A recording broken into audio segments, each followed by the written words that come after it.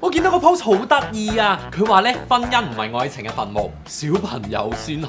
點會啫？我哋拍拖到結婚而家10幾年，個仔都幾歲大啦，咪咁 sweet。唔係喎，佢話咧小朋友嘅出現會慢慢佔據晒你嘅生活，然後你哋之間嘅關係咧就會隨住日子越長開始慢慢變淡。咁就更加唔會，我哋都咁錫仔仔，點會受到影響啫？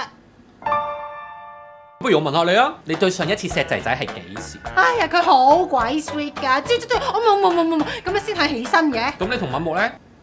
哇！上年佢生日嗰陣啩？錯，係上星期五凌晨2點半。點會啫？阿仔第二朝要返學，我唔會咁夜瞓㗎。我偷錫你㗎嘛？喂，咁樣係咪犯法㗎？我又再問下你啦，阿仔家長日學校運動會考試周係幾時啊？下個星期日6月1號同埋6月15至23。咁敏木去日本出 trip 係幾時啊？下個月？後日。喂啊，大佬啊，我一個人點樣記到咁多嘢啫？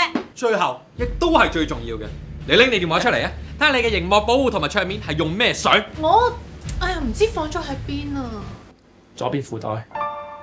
哎呦，冇電啊！去尿袋啊！睇咩啫？即刻唔信我啦！唔睇啊！冇有睇啊！